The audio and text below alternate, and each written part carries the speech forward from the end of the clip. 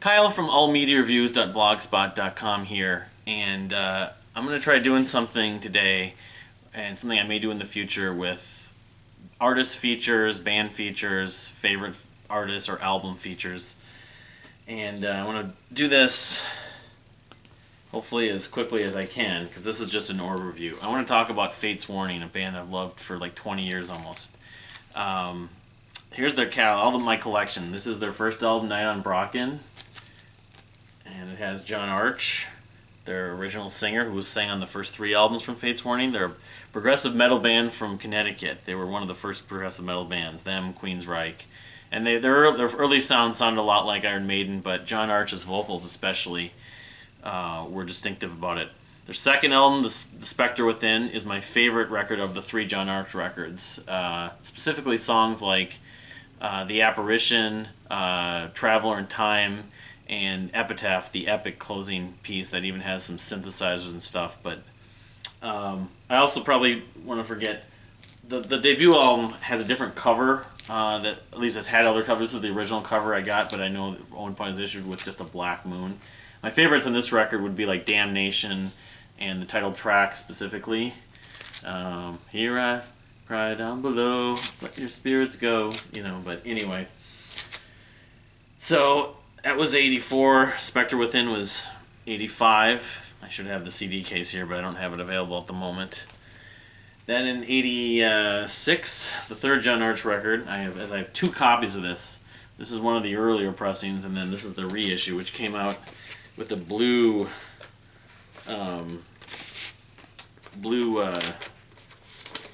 colored vinyl. That's really nice. But this is the third and last album of John Arch. It's also the first album with new guitarist who would be with them for quite a while after this, Frank Aresti. And I love a lot of this record. Tracks like Fata Morgana, Guardian, Prelude to Ruin, Exodus, Giant's Lore, The Sorceress. It's really a record that's great. I mean, I can see why a lot of fans really love it and consider it the best John Arch record, and some consider it the best record. A lot of the early Fate's Warning fans love this album, and early metal fans, or 80s metal fans, you could say. But then John Arch left, and they got Ray Alder to sing for them, this 19-year-old kid from Texas, or 20 or whatever, how old he was. But they were from Connecticut. I didn't mention that before, but Ray Alder joined, and they put out this record, No Exit, which is a sort of a prog metal rather, or it has a classic prog metal epic on the second side. Specifically features that, The Ivory Gates of Dreams. Quietus specifically is probably my favorite part of that whole suite. It's like a 20-minute suite though, but otherwise the rest of this record is like most of the records. I don't really skip any songs. Silent Cries was a single, and it's for the Ray Alder period. I think of it as one of the more well-known songs from when Ray Alder joined. Anarchy Divine. I think they did a video for that song too. I don't know if this was a concept album exactly. I mean, The Ivory Gate of Dreams kind of obviously is a whole 20-minute piece and has these different movements. Looks like 8 different movements, but anyway, that was No Exit in I want to say 87. It was 88. It was 88, okay. Anyway, on Metal Blade Records. Then their original drummer Steve Zimmerman left, and they got Mark Zonder to join for the next record, which was known as Perfect Symmetry, which came out in 1989. And of all people on this, of all the guests on this record, one of them is Kevin Moore, who was of Dream Theater, and I'm not even sure I don't remember the exact date, and I haven't done my album retro favorite albums yet, but Dream Theater's debut album may have not even come out at this point, but I'll find out when I do that, I suppose. But yeah, this is a lot of people consider it sort of a classic progressive metal album, one of the earliest sort of. But the song rating is definitely what do you call it? I'd say the songwriting is more concise. The epic on the second side, Nothing Left to Say, is probably a favorite of mine. They played it live around that time frequently and through the 90s. But the whole record is pretty consistent song to song. It's just more song oriented. Lyrically, it's not as fantasy based. It's more about real life people or situations. Chasing Time's another one I always really like. The Arena. It's kind of energetic. Static Acts. Part of the Machine, and Through Different Eyes, which was the probably the biggest single, the earliest single on this record, just like Silent Cries on No Exit. So, but yeah, Perfect Symmetry is a favorite record of a lot of people. Then that was in '89. Then in 1991, the second album with Mark Zonder, they put out Parallels, which I have the deluxe edition too. This is the bonus DVD. I haven't found my full deluxe edition case, what I've done with it in the last couple of years, but this was probably their most overt attempt at being commercial, and they had a couple of relatively big singles, Eye to Eye probably being the biggest on it, this album. It's, it's a good album. I would say it's a lot like Perfect Symmetry. I don't prefer to Perfect Symmetry, although I don't view the two records to be that different. But they play a lot of the songs, the last decade and a half, they played a lot of songs from this album live. Between Leave the Past Behind, Life in Still Water, The 11th Hour has that vocal chorus that goes back and forth. When they play it live, the crowd gets into it. Point of View is one of the songs I would frequently suggest to anyone who's never heard Fates Warning to check out. It's a rather accessible song, not long, but it still has a nice riff to it. But really, the whole record, just like Perfect Symmetry, goes. I don't skip a song on it. Listen to it for 20 years. Then they put out. Let's see here. Oh, I forgot to show. I also have deluxe editions of No Exit. They've been issuing them. No Exit and Perfect Symmetry. But in then 1994, 95, they released one of my least favorite albums, Inside Out, although I still like it. This is the deluxe edition, which includes live elements and demos, of course, just like... And then this is like some disconnected Inside Out combination album that was put out as a box I just found. But anyway, and it also includes a cover of Under the Milky Way, which is part of the reason why I wanted to get this. The song by The Church from the early 90s. But Inside Out was definitely a quieter album, another attempt to try to get on radio. It didn't really quite work that well, but I don't know, I think a lot of people other fans of Fates Warning do like it, but it's also not a record that a lot of people think of when they think of For Fates Warning. But I think of the song Monument most when I think of this album.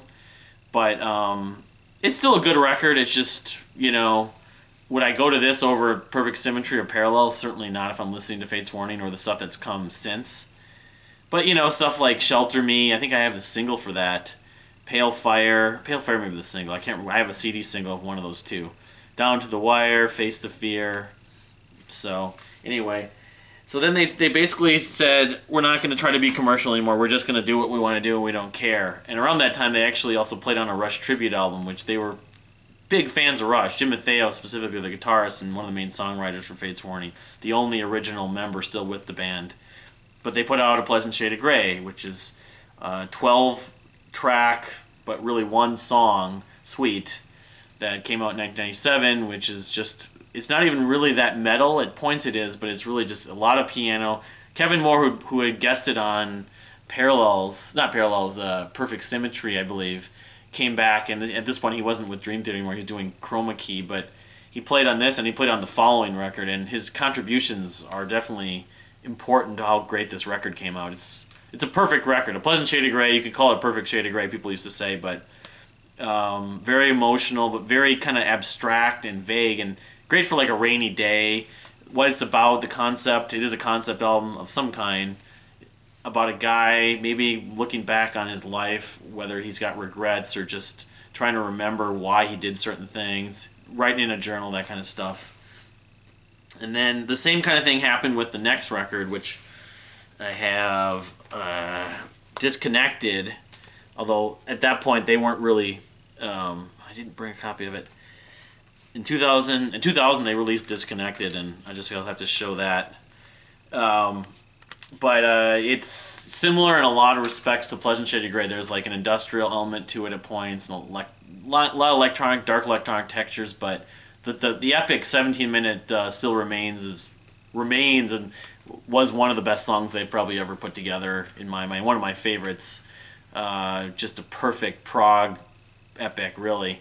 There's a bunch of others though that I played on when I was on the KFA radio at the time. I played on it, and Disconnected and Pleasant Shade of Grey are, two of the best records two of my favorite records over the last 15 years.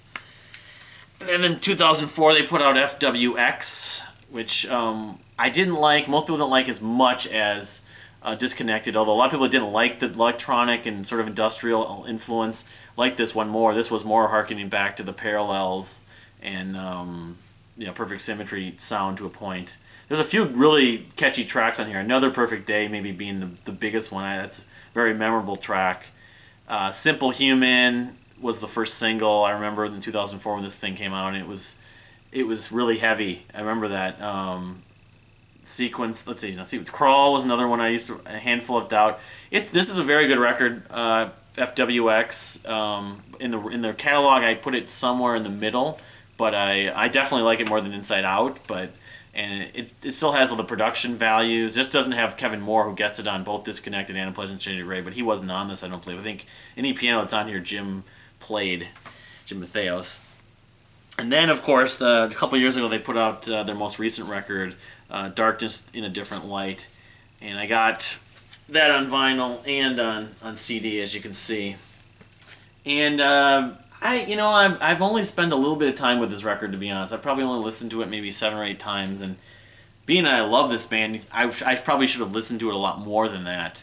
But like songs like Firefly and Into the Black and O Chloroform sound like Fate's Warning, but I also want to add to this whole history thing with Fate's Warning is that John Arch, of course, came back in 2003 and put out this unbelievable EP called The Twist of Fate, and that music, the compositions, the production, the different layers, the vocal writing on that was so good.